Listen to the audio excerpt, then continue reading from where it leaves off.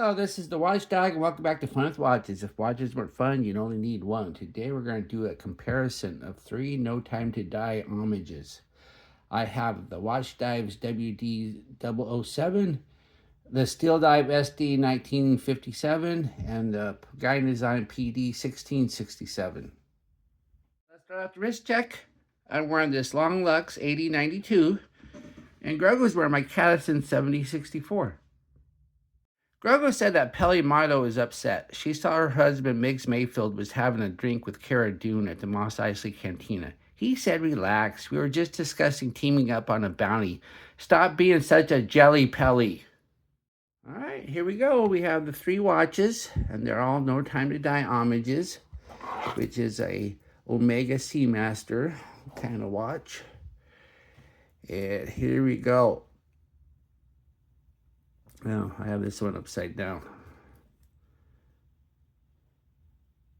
So, at the time of this review, this one cost $150.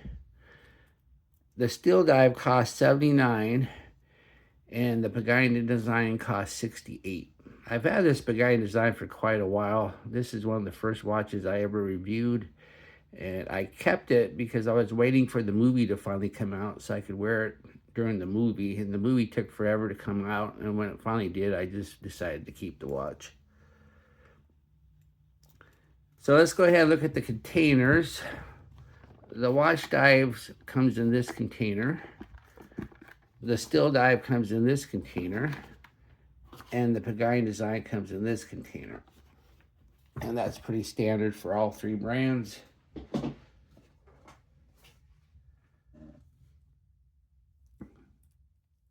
So let's go over the dimensions. All 3 are about the same width, 41.7, 42, and 41.8. Then when it comes to lug, 48.8, 49.1, 49.1. Now the biggest difference is the thickness. This one's the thinnest one at 13.7. This one's the chunkiest at 15.8, and this one's right in the middle at 14.1. All 3 have a 20 millimeter lug width, and weight's a big difference too. This one's titanium, although the bracelet isn't titanium. So this one's the lightest at 118 grams. This one's steel, and it has a solid steel bracelet too, and so it's the heaviest at 177 grams. And this one's also steel, but it has a mesh bracelet, so it's 130 grams. All 3 bezels. This one's 120 click unidirectional, and it's aluminum insert. This one's 120 click, and it's ceramic bezel. And these 2 both have fully lume bezels. This one's a 90 click, and it's ceramic, and it's a unidirectional. Then when it comes to the action, this one's a titanium watch, and it's just got that weird titanium feel to the bezel. If you've ever had a titanium watch before, when you spin the bezel, it just has that, it just feels different than steel. This one has the best bezel action by far. The clicks are smooth, and there's enough resistance. You're not going to knock it out of place, but not enough resistance where it's hard to spin. And this one's a 90 click, and I've had this for 3 years, and it's just getting a little stiff, but still the action's good. All 3 of them, though, have this unique scallop design. It's just hard to get a grip on the bezels. Then when it comes to the dials, they're all flat because that's the No Time to Die look.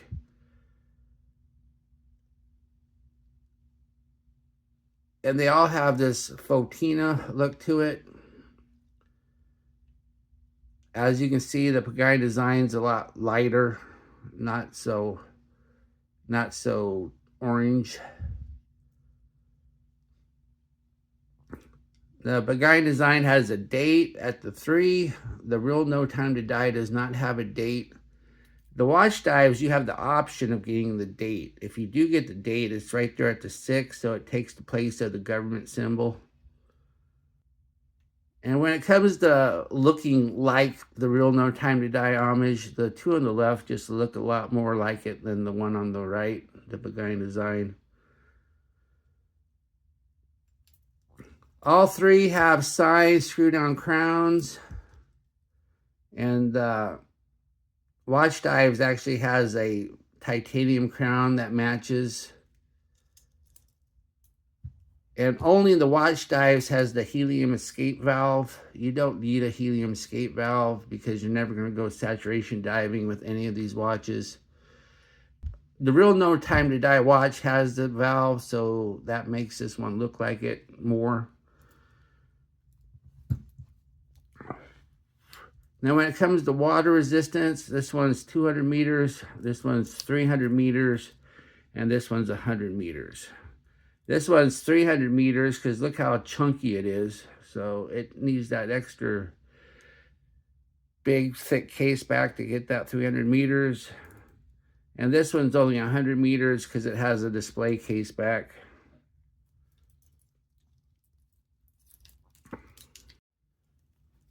One thing I forgot to mention too is the hands. The two on the left have hands that look like a real Seamaster. The Pagani design does not. But this gives the Pagani design a lot more space for loom than these two do. And you'll see that later in the loom test. Then when it comes to the case backs too, the Watch Dives has this Omega style case back, so you're going to need a special tool to open it. The Still Dive has a more traditional case back, and you can use just a normal case back wrench to open it, but it is really thick because this is a 300 meter watch. This case back is a display case back, but you can open it with a normal wrench. Now when it comes to the crystals, they're all dome sapphire, but as you can see, the Watch Dives has better AR coating.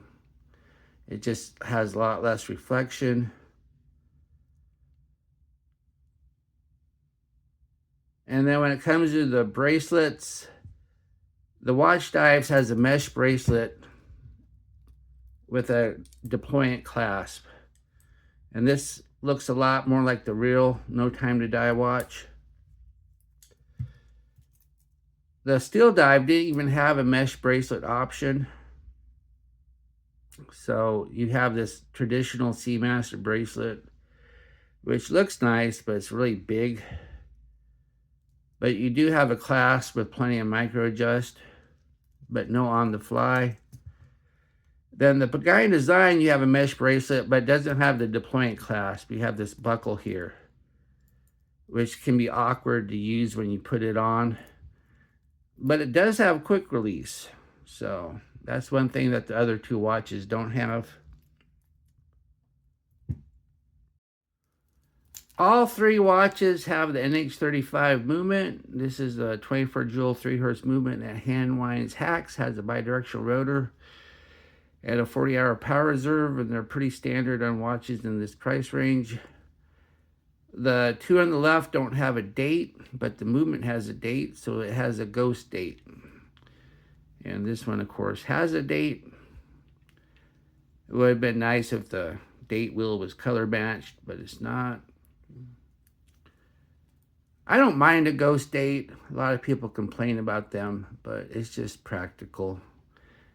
To not have a ghost date, they would have to have the NH38 instead of the NH35, but they buy these movements in bulk, and it's just cheaper to stick with the NH35, and I'd rather save 10 bucks and have a ghost date.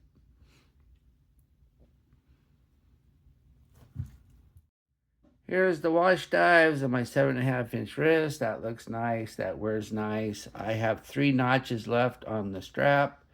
So about 8 1/4 is the best you're going to do. Of course, with a strap like this, you're not going to be poking extra holes in it. Here's the steel dive on my 7.5-inch wrist. It's big, it's chunky. It still wears nice, but it's a big, heavy watch. I removed 3 links and then pushed it in 2 holes to micro adjust. So you might be able to wear this 8 3/4, possibly 9. So this is a bigger bracelet, but this is a big, heavy watch. And here's the Pagani design on my 7.5-inch wrist. That looks nice. It wears nice.